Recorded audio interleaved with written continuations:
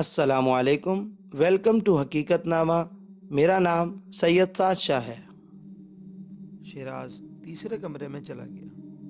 تیسرے کمرے کی تلاشی لینے کے بعد وہ پہلے کمرے میں آیا، لیکن کوئی چیز ایسی نہ ملی جو واقعات پر روشنی ڈال سکتی۔ سارے مکان کی تلاشی لینے کے بعد شیراز نے کہا، بس جناب، اور کوئی چیز نہیں جس سے میرے نظریے کو تقویت ملتی ہو کہ مس شمیمہ کو قتل نہیں کیا گیا۔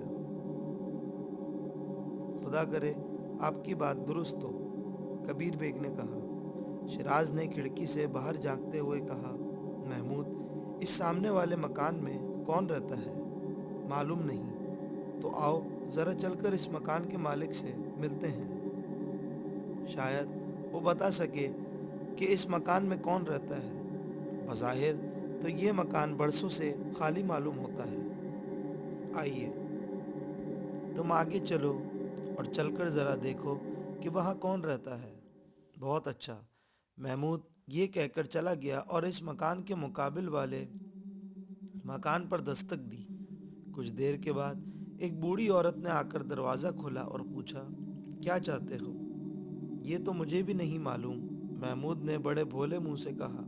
پھر کیوں آئے ہو؟ یہ بھی مجھے معلوم نہیں۔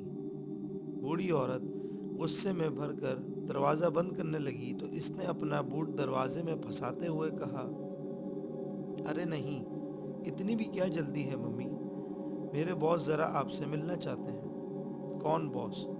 عورت نے جل کر کہا۔ کیا کوئی ڈاکو ہے؟ کیا میں تمہیں ڈاکو نظر آتا ہوں؟ اور کیا، عورت نے جل کر کہا، تمہاری صورت تو ایسی ہی لگتی ہے۔ عزت افزائی کے لیے شکریہ، محمود نے سر کو خم کر کے کہا۔ میرے پردادا مرحوم بھی یہی کہا کرتے تھے کہ میری صورت چوروں سے ملتی جلتی ہے، اسی لیے میں نے سراغ رسانی کا پیشہ اختیار کیا تھا، تاکہ چور ڈاکو مجھے اپنا بھائی سمجھیں اور دوسرے لوگ مجھے سراغ رساں جان کر کچھ مروب رہیں۔ تم بہت باتونی ہو، بڑھیا نے کہا۔ بہرحال اپنے باس کے حکم کے پابند تم ہو سکتے ہو، میں نہیں۔ درست ہے، محمود نے سر ہلا کر کہا۔ بس وہ آنے ہی والے ہیں۔ کیا میں ایک سوال پوچھ سکتا ہوں؟ بڑھیا نے بیزاری سے کہا۔ پوچھو، کیا پوچھنا چاہتے ہو؟ کیا آپ کی کوئی اولاد ہے؟ ہاں، ایک لڑکا ہے، وہ آج کل انگلینڈ گیا ہوا ہے۔ کیوں، تم نے یہ سوال کیوں پوچھا؟ اس لیے کہ میں آج کل برائے فروخت ہوں، اگر کسی کو ضرورت ہو تو مجھے بیٹا بنایا جا سکتا ہے۔ اچھا، اب تم جاؤ، مجھے پریشان نہ کرو، بڑھیا نے دروازہ بند کرنے کے لیے اس کو دھکیلتے ہوئے کہا۔ آپ تو خفا ہونے لگی ممی، وہ دیکھیے میرے باس آ رہے ہیں۔ برائے کرم آپ ڈرائنگ روم میں چلیے، کیونکہ ان کو لمبی باتیں کرنے کی عادت ہے، بڑھیا بڑبڑانے لگی۔ اتنے میں شیراز اور کبیر قریب آ گئے۔ شیراز نے بوڑھی کے تیور دیکھ کر پہچان لیا کہ وہ غصے میں ہے۔ اس نے مسکرا کر کہا، اماں، مجھے یقین ہے میرے دوست نے آپ کو پریشان کیا ہوگا، آپ ان کی باتوں پر نہ جائیے۔ دراصل یہ بیچارے 6 ماہ ایک پاگل خانے میں رہ کر ابھی واپس آئے ہیں، اس لیے کبھی کبھی ان پر دورے سے پڑنے لگتے ہیں۔ ٹھیک ہے، بڑھیا نے سر ہلا کر کہا۔ فرمائیے، آپ کیا چاہتے ہیں؟ صرف گفتگو۔ ہمیں ایک معاملے میں آپ کے تعاون کی سخت ضرورت ہے، بلکہ یہ کہیے کہ اس وقت صرف آپ ہی کچھ ہماری مدد کر سکتی ہیں۔ بڑھیا چند لمحے سوچتی رہی، پھر بولی، اچھا اندر آ جائیے۔ وہ اندر داخل ہو گئے۔ بوڑھی عورت ان کو ایک سادہ کمرہ میں لے گئی جو ڈرائنگ روم کے علاوہ شاید سونے اور بیٹھنے کے بھی کام آتا تھا۔ اطمینان سے بیٹھنے کے بعد بوڑھی عورت نے پوچھا، اب کہیے، کیا بات ہے؟ شیراز نے کہا، سب سے پہلے تو ہم اپنا تعارف کرا دیں تاکہ کسی قسم کی غلط فہمی نہ رہے۔ میرا نام شیراز خان ہے اور میں ایک پرائیویٹ سراغ رساں ہوں۔ یہ صاحب میرے اسسٹنٹ مسٹر محمود ہیں اور آپ کبیر بیگ ہیں۔ غالباً آپ نے ان کا نام ضرور سنا ہوگا۔ میں نے آپ تینوں کا نام سنا ہے اور اخباروں میں پڑھا ہے۔ مجھے مسز ساگر کہتے ہیں، میں بیوہ ہوں۔ مسٹر ساگر کو انتقال کیے 20 سال گزر چکے ہیں۔ مسرت ہوئی آپ سے مل کر مسز ساگر۔ اب ہم صرف یہ معلوم کرنا چاہتے ہیں کہ یہ آپ کے سامنے والا مکان کس کا ہے؟ میرا ہے۔ یعنی آپ اس کی مالک ہیں؟ جی ہاں۔ کیا اس میں آج کل کوئی کرایہ دار ہے؟ جی ہاں۔ کون ہے؟ یہ تو مجھے بھی نہیں معلوم۔ ٹھہریے، میں آپ کو ایک چیز دکھاتی ہوں، اس سے آپ میری پوزیشن سمجھ جائیں گے۔ یہ کہہ کر مسز ساگر اٹھ کر چلی گئی۔ چند منٹ بعد وہ ایک لفافہ لائی اور شیراز کی جانب بڑھاتے ہوئے بولی، اسے دیکھیے۔ شیراز نے لفافہ نکال کر خط پڑھا۔ اس میں صرف چند سطریں بہت ہی شکستہ خط میں لکھی تھی۔ محترمہ مسز ساگر، مجھے معلوم ہوا ہے کہ آپ کا مکان خالی ہے۔ اگر آپ چند ماہ کے لیے اسے مجھ کو کرایہ پر دے سکیں تو نوازش ہوگی۔ مجھے معلوم نہیں اس کا کرایہ کیا ہے۔ اس خط کے ہمراہ 3000 روپے کے نوٹ ارسال ہیں، جن میں یقیناً 2-3 ماہ کا کرایہ پورا ہو جائے گا۔ اگر کسی وجہ سے نامنظوری ہو تو براہ کرم مندرجہ ذیل پتے پر جواب دے کر مشکور فرمائیں۔ پتہ یہ ہے: شنکر داس، معرفت post, master post office, Arjun Nagar. Shiraz خط پڑھ چکا تو اس نے پوچھا، کیا اس خط کے ساتھ روپے تھے؟ جی ہاں، اور انہی روپوں کے لالچ نے مجھے یہ گمنام اور پراسرار پیشکش کو منظور کرنے پر مجبور کر دیا۔ آپ نے اس کو جوابی خط لکھا تھا؟ جی ہاں، میں نے مکان کی چابی بذریعہ پوسٹ اس کو بھیج دی تھی۔ اس کا مطلب تھا منظوری۔ اور وہ کرایہ دار آپ سے آ کر کبھی نہیں ملا؟ جی نہیں۔ میں خود حیران ہوں کہ وہ کس قسم کا آدمی ہے۔ کیا آپ نے اسے کبھی دیکھا ہے؟ دیکھا تو ہے۔ میرے خیال میں یہ شخص عرب یا مصر کے رہنے والا ہے۔ وہ نہایت بدصورت ہے، ایک سفید لبادہ سا پہنے رہتا ہے۔ سارا دن مکان کے دروازے اور کھڑکیاں بند رہتے ہیں، بہت کم مکان سے نکلتا ہے۔ کوئی دوست وغیرہ اس سے ملنے جلنے آتے ہیں؟ نہیں۔ کیا آپ اس مکان میں تنہا رہتی ہیں؟ جی ہاں۔ مجھ بوڑھی عورت کو کیا ڈر ہے؟ پیسہ میرے پاس ہے نہیں، وہی روپیہ جو کرایہ کا آتا ہے خرچ ہو جاتا ہے۔ یہ کرایہ دار یہاں کب آ کر آباد ہوا؟ ابھی 3-4 روز ہوئے ہیں۔ اور آپ نے کبھی اس سے ملنے کی کوشش نہیں کی؟ بہرحال وہ آپ کا کرایہ دار تھا۔ 2 مرتبہ کی تھی، اس کے بعد توبہ کر لی۔ وہ کیوں؟ جس روز اس کو چابی بھیجی، اس سے دوسرے روز صبح کو میں اس سے ملنے گئی۔ دوستوں، اگر ابھی تک آپ نے ہمارا چینل سبسکرائب نہیں کیا تو نیچے موجود بیل آئیکن کو پریس کر دیں۔ کیونکہ میرا اندازہ تھا کہ چابی شام تک مل گئی ہوگی۔ میں نے دروازے پر دستک دی، لیکن کوئی جواب نہ ملا۔ پھر میں نے کھڑکی پر کھٹکھٹ کی، پھر بھی کوئی جواب نہ ملا۔ تنگ آ کر میں مکان کے عقبی دروازے پر گئی اور دستک دی، لیکن اندر آہٹ تک نہ ہوئی۔ میں سمجھ گئی کہ ابھی کرایہ دار آیا نہیں ہے، اس لیے واپس آ گئی۔ لیکن مجھے فکر ضرور تھی کہ جو شخص ایسے مکان کے 3000 روپے یکم شت دے سکتا ہے، یقیناً اسے مکان کی اشد ضرورت ہوگی۔ لیکن وہ چابی مل جانے کے باوجود ابھی تک کیوں نہیں آیا تھا؟ میرے ایک کمرے کی کھڑکی بالکل اس مکان کی طرف ہے۔ مجھے دن بھر کوئی کام نہیں رہتا اور میں اس کھڑکی میں بیٹھی رہتی ہوں۔ دوسرے روز میں شام تک کھڑکی میں بیٹھی ہوئی اس کا انتظار کرتی رہی۔ آخر 5 بجے کے قریب مجھے ایک شخص نظر آیا۔ وہ سفید کفن جیسا لبادہ اوڑھے ہوئے تھا، سر پر صافہ سا تھا۔ وہ اس قدر تیز چلتا ہوا آ رہا تھا جیسے کوئی اس کے پیچھے پکڑنے کے لیے آ رہا ہو۔ میں اسے بغور دیکھتی رہی۔ ادھر ادھر دیکھے بغیر اس نے دروازے کا تالا کھولا اور اندر چلا گیا۔ اس کے بعد وہ باہر نہیں نکلا۔ رات کو 10 بجے تک میں کھڑکی میں بیٹھی تھی۔ وہ ذرا خاموش ہوئی تو شیراز نے کہا، پھر کیا ہوا؟ کیا آپ نے دوبارہ اس سے ملنے کی کوشش کی؟ جی ہاں۔ دوسرے روز صبح سویرے ہی میں پھر اس سے ملنے گئی۔ میں نے دروازے کو خوب زور زور سے پیٹا، لیکن اندر سے جواب نہ ملا۔ پھر کھڑکی کھٹکھٹائی۔ جواب اندر سے آیا۔ پھر عقبی دروازے پر دستک دی لیکن کوئی نہ بولا۔ آخر غصے میں بھر کر میں پھر کھڑکی پر آئی اور چلا کر کہا، اے مسٹر، میں اس مکان کی مالک ہوں اور تم سے بات کرنا چاہتی ہوں۔ میں نے تمہیں شام میں آتے ہوئے دیکھا ہے۔ تم مجھے دھوکہ نہیں دے سکتے۔ یا تو تم دروازہ کھولو ورنہ میں پولیس کو بلوا کر تمہیں نکلوا دوں گی۔ میں کھڑکی کے بالکل قریب کھڑی تھی۔ میری توقع کے خلاف کھڑکی پر شور آواز کے ساتھ کھلی اور ایک بھیانک چہرہ باہر نکلا۔ میں بیان نہیں کر سکتی کہ اس چہرے کو دیکھ کر مجھے کس قدر دہشت محسوس ہوئی۔ وہ بالکل بندر جیسا چہرہ تھا، جھریوں دار، لیکن آنکھیں انگاروں کی طرح تھیں۔ چہرے پر کوئی بال نہ تھا۔ میں اس کو دیکھ کر اس قدر خوفزدہ ہوئی کہ اس کی بات سنے بغیر وہاں سے بھاگی۔ مجھے ایسا محسوس ہوا جیسے کوئی شیطانی قوت میرے اور اس کے درمیان حائل ہے۔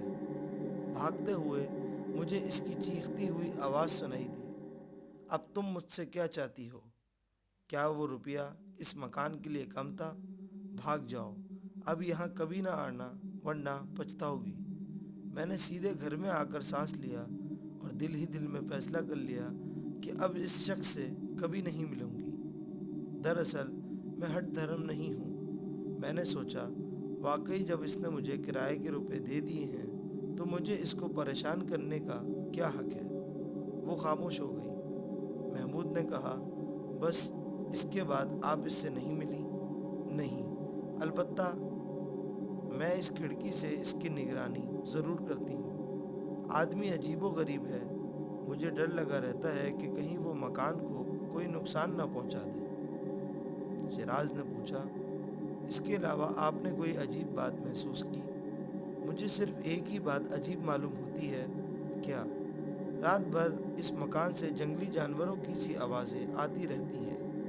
کبھی ایسا محسوس ہوتا ہے جیسے بلیاں لڑ رہی ہوں، کبھی ایسا لگتا ہے جیسے بہت سے بھنورے چیخ رہے ہوں، کبھی ایسا محسوس ہوتا ہے جیسے مکان میں بھاگ دوڑ ہو رہی ہو۔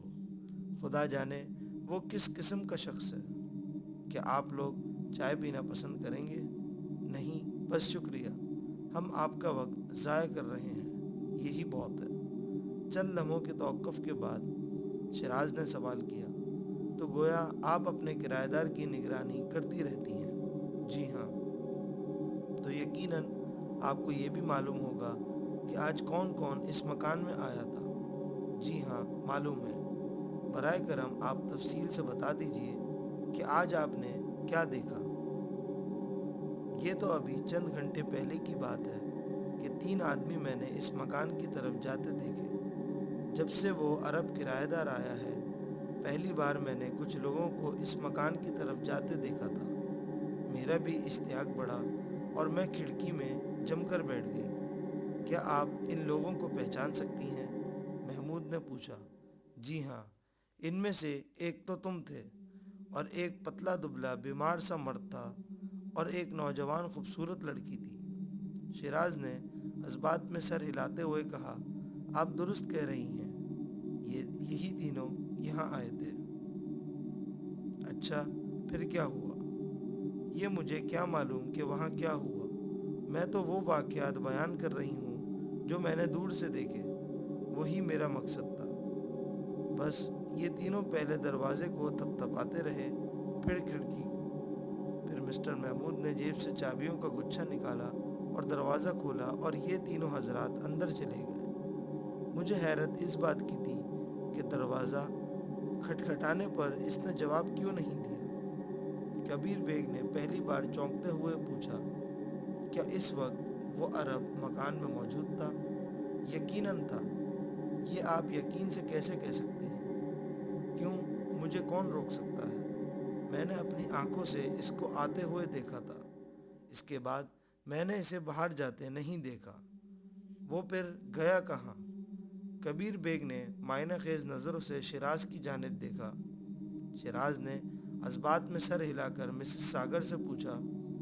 کچھ دیر یہ لوگ اندر رہے، پھر وہ بیمار شخص باہر آیا اور تیزی سے ایک طرف کو روانہ ہو گیا، جیسے کوئی اس کو قتل کر دینا چاہتا تھا۔ اس نے ایک بار بھی گھوم کر نہیں دیکھا۔ اس کی رفتار میں مجھے ایک عجیب سی بات لگی۔ وہ کیا؟ ایسا محسوس ہوتا تھا جیسے وہ اپنے ہوش میں نہیں ہے۔ وہ دیوانوں کی طرح سامنے کی طرف دیکھے جا رہا تھا۔ پھر کیا ہوا؟ پھر کچھ دیر کے بعد ہی یہ اور وہ لڑکی باہر آ کر یہ دونوں 1 منٹ تک بات کرتے رہے، اور جب وہ بیمار شخص موڑ پر گھومنے لگا تو مسٹر محمود تیزی سے اس کے پیچھے روانہ ہو گئے۔ پھر کیا ہوا؟ شمیمہ کہاں گئی؟ کبیر بیگ نے بے چینی سے پوچھا۔ شمیمہ کون؟ مسز ساگر نے پوچھا۔ یہ اس لڑکی کے بارے میں پوچھ رہے ہیں، شیراز نے کہا۔ او، کیا وہ ان کا کوئی عزیزہ تھی؟ وہ ان کی منگیتر تھی۔ پھر وہ یہاں کیوں آئی تھی؟ میں حیران ہوں کہ شیراز نے اس کی بات کاٹ کر کہا، مسز ساگر، یہ سب بعد میں۔ دراصل وہ عرب ان کے یہاں سے ایک چیز چرا لایا تھا، اس لیے یہ لوگ یہاں آئے تھے۔ برائے کرم پہلے آپ تفصیل سے تمام واقعات بتا دیجئے۔ ہاں، تو میں کہہ رہی تھی کہ مسٹر محمود اس کے پیچھے چلے گئے اور وہ لڑکی وہیں کھڑی رہی۔ پھر کچھ سوچ کر وہ اندر چلی گئی۔ مکان میں چلی گئی؟ کبیر بیگ نے کہا۔ جی ہاں۔ کتنی دیر بعد؟ کوئی 1 منٹ بعد ہی۔ اور پھر؟ شیراز نے پوچھا۔ پھر کچھ نہیں، میں کھڑکی سے دیکھتی رہی۔ 10-15 منٹ کے بعد ہی مسٹر محمود واپس آئے۔